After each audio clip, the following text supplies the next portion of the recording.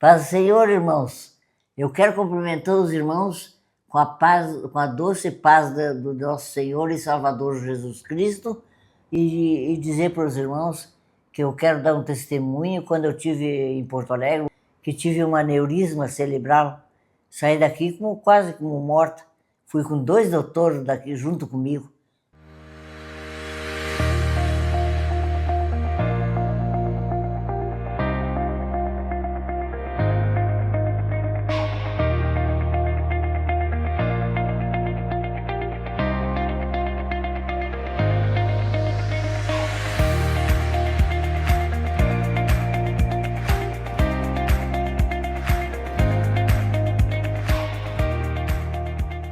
Irmãos, nós queremos compartilhar com vocês o testemunho da minha mãe. Para quem não conhece a minha mãe, a irmã Eva Furtado, ela é uma das pessoas que fazem parte da história, da nossa história como Igreja Metodista Wesleyana. Ela era muito amiga da irmã Olga, lá no início da igreja. Do irmão Jobair, ela fez parte daquele início. Né? Uma vez conversando com a irmã Kátia também, ela compartilhando a respeito da conversão dela, da maneira como Deus usou a vida da minha mãe. E então ela é uma pessoa que serviu muito ao Senhor, dedicou a vida dela ao Evangelho, abrindo igrejas, pregando o Evangelho em muitos lugares. Uruguaiana, tudo. Mas em 2002, né, essa história mudou bastante. Porque no ano de 2002, né, a minha mãe teve uma hipertensão muito alta, a pressão chegou a 25 e com isso ela passou muito mal em casa, foi levada para o hospital já desacordada, praticamente já numa circunstância quase que de óbito, e chegou no hospital, lá foi medicada, foi estabilizada, e no outro dia, né, isso foi no dia 25 de janeiro de 2002, uma sexta-feira, provavelmente ali pelas 22 horas, no outro dia, pela manhã, por volta do meio-dia, ela foi diagnosticada que ela tinha tido um AVC, né, ela tinha tido um aneurisma cerebral, onde a artéria ela não chegou a romper, mas ela estava muito próxima de romper. Tinha um coágulo que estava obstruindo essa artéria e ela precisava, na verdade, de um milagre do Senhor, porque nesse dia os médicos desenganaram ela, dizendo que não havia o que ser feito, apenas esperar. Nós ficamos todo sábado na expectativa do pior, porque nós não tínhamos nenhuma palavra, nenhuma possibilidade dos médicos. E eu lembro que naquele dia foi um dia muito difícil, né? Eu lembro que eu cheguei em casa no sábado de noite, encontrei meu pai orando, ajoelhado, chorando. Nós realmente não tínhamos expectativa. Naquela noite Deus me deu um sonho, e nesse sonho eu via a minha mãe lavando a cabeça, e ela lavava a cabeça e dizia para mim que ela estava lavando a cabeça porque ela estava com um piolho, e eu me acordei com aquele sonho. Cheio de piolho. E eu acordei daquele sonho, e quando eu acordei eu entendi que quando ela lavava a cabeça significava que havia algo que poderia ser feito para reverter a circunstância neurológica dela. E eu compartilhei com meu pai foi com a minha tia até o hospital, encontraram com o médico, isso tudo num domingo, e conversando com o médico, meu pai falou: e se nós levarmos ela para Porto Alegre, se nós fizermos alguma coisa? E o médico então se encheu de esperança e disse: olha, nós podemos, eu conheço um médico lá, Dr. Optis, se não me falha a memória, um alemão, e nós podemos fazer uma junta médica e ela pode passar por uma cirurgia e depois nós podemos reverter essa situação. E aí foi feito isso, só que para minha mãe poder viajar, ela precisava estabilizar o coágulo que estava nessa artéria, ele não poderia se movimentar, então teve que esperar que esse coágulo, literalmente, ele ficasse mais coagulado, vamos dizer assim, não se movimentasse mais, e para isso foi necessário esperar pelo menos uma semana. Ela ficou uma semana na UTI aqui.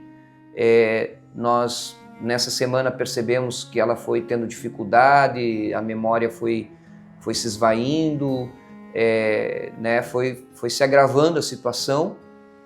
E depois dessa uma semana que ela ficou aguardando aqui, num domingo à noite, nós colocamos ela na ambulância, mais ou menos uma meia-noite, e partimos para Porto Alegre. Na verdade, ela foi com meu pai e mais alguns médicos numa ambulância de UTI para Porto Alegre.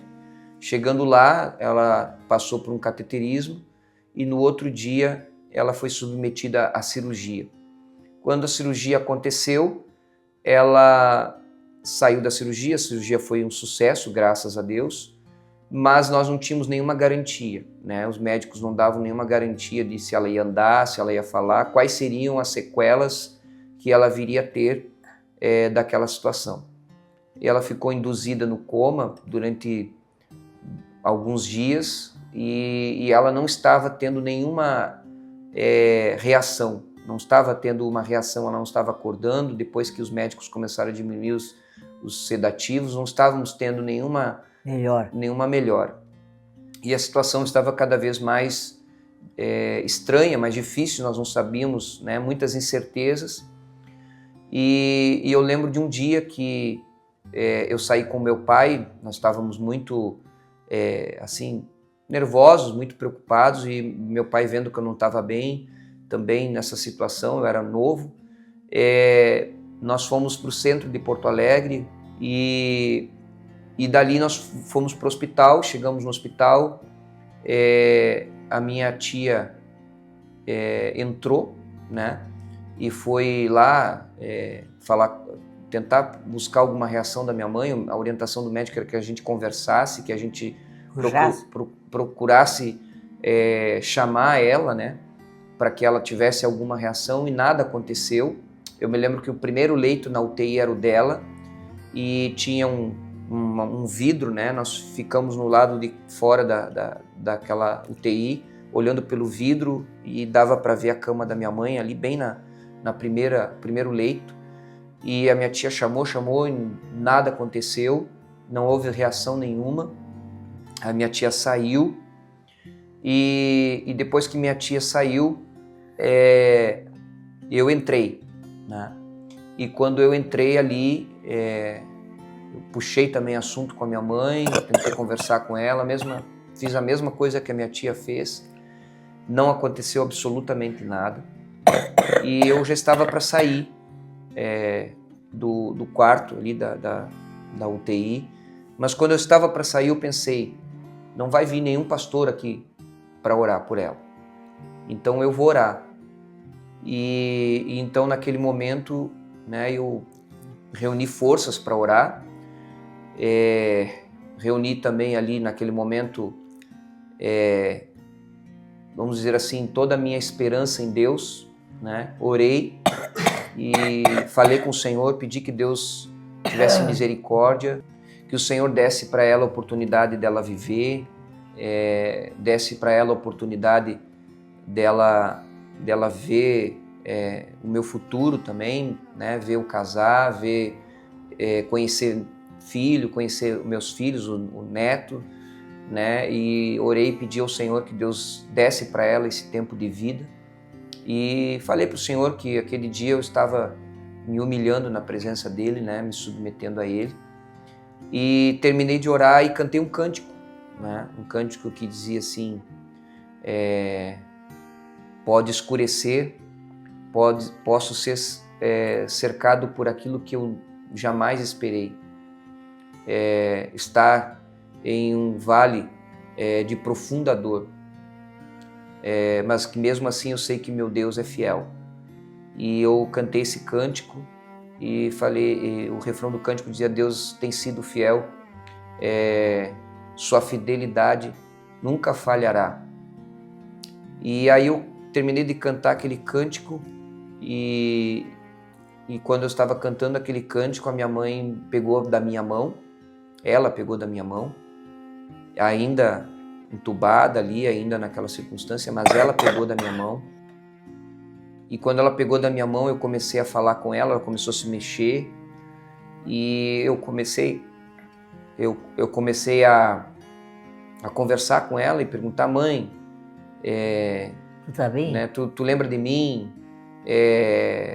Comecei a fazer perguntas que ela pudesse, e ela movimentava a cabeça, ainda que entubada, ela não estava falando, mas ela movimentava a cabeça, respondendo que sim, que não. E eu falei para ela: olha, Deus vai te abençoar, Deus vai te levantar, né? Deus vai te dar graça. E ela respondia, né, com a cabeça que sim, que não. E aí nisso já chegou uma enfermeira, uma pessoa que estava ali observando eles, e começou a anotar num prontuário e olhar ali que ela estava se mexendo, que ela estava voltando, né? E depois eu saí dali para frente nós vencemos essa circunstância aquele dia. Depois aconteceram mais 2 episódios, né? Um episódio foi de um dia que ela estava se tendo uma suspeita de que ela tivesse pego uma meningite na UTI, e nós ficamos muito assustados no dia. Eu lembro que eu falei aqui para o pastor Vanderlei na época, e o pastor Vanderlei levantou um clamor com a igreja naquela noite. No outro dia simplesmente desapareceu todo e qualquer sintoma de meningite, nunca mais, foi totalmente descartado. Eu lembro também de um outro episódio, que foi quando ela voltou de Porto Alegre. Eu fui levar uma tomografia dela no médico, porque ela ainda estava passando pelo acompanhamento, e o Dr. Juan Marcos olhava aquela tomografia e olhava, e eu vi que ele ficou inquieto, e eu fiquei preocupado com aquilo, né, pensando, né, o que pode ter acontecido de errado. Aí ele me chamou e disse assim: tu é o filho da dona Eva, né? Eu digo: sim. Aí ele falou para mim assim: como é que está a dona Eva? E eu comecei a falar as coisas que estavam acontecendo. Falei, né, que foi, na verdade, começou tudo praticamente do zero. Ela teve que reaprender a andar, reaprender a falar, reaprender, né, as coisas, né, dentro de casa. Foi tudo um recomeço, né? E eu fui relatando para ele tudo como estava acontecendo. E depois que eu falei, ele disse assim para mim: eu vou te mostrar uma coisa. Ele pegou aquela tomografia e me mostrou. Ele disse assim: aqui é a região onde foi feita a cirurgia, e essa veia, ela está dilatada, ela não poderia estar assim. Ela está passando muito mais pressão sanguínea do que deveria. E isso significa que nós poderíamos ter um problema. Ele assim: mas tudo que tu está me contando de como está a dona Eva, não poderia, porque, né, pelo exame ela não poderia estar tendo essa recuperação que ela está tendo. Ela não poderia estar assim. Ela deveria estar, né, de outra maneira, mas não assim.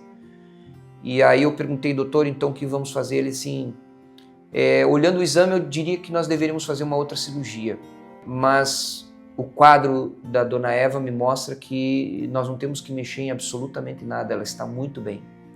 Se algum dia acontecer, e aí ele me passou uma série de recomendações, né, de coisas que não poderiam acontecer, e aí tu corre com ela, porque aí significa que é muito grave, né? Mas caso contrário, nós não vamos mexer, porque não tem explicação, ela está como ela está, né? E, bom, desde aquele dia, hoje nós estamos no ano de 2024, e ela faz acompanhamento anual, já fez inúmeras outras tomografias, exames todo ano. Ela é acompanhada pelo mesmo médico que fez parte da cirurgia, e nunca aconteceu uma sequer das coisas que aquele médico me falou aquele dia que seriam questões gravíssimas. Nunca. Teve problemas, outros problemas, teve um outro AVC, AVC isquêmico, né? Que deu e passou e ela se recuperou muito bem, mas naquela circunstância, naquela região, nunca houve absolutamente nada. Então eu digo que ela é um milagre de Deus, ela foi um milagre no passado, ela é um milagre hoje e eu louvo a Deus pela vida da minha mãe, pela vida do meu pai, porque a minha família, literalmente, ela vem, como eu ouvi alguns meses atrás de uma irmã da igreja, a gente vem colecionando vitórias para a glória do Senhor. Então eu quero deixar meu testemunho e dizer que a minha mãe está aqui firme e forte. Graças a Deus. Hoje, com 80 anos de idade, 81 anos de idade, ela fez agora no mês de maio, e nós louvamos a Deus. Amém. Né? E ela está aí, firme e forte para a glória do Senhor.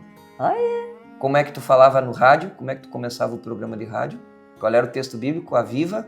Aviva, Senhor, a tua obra no meio dos anos, e no meio dos anos a notifica. Amém. Que Deus te abençoe e que o Senhor continue avivando as nossas vidas. Amém. Amém.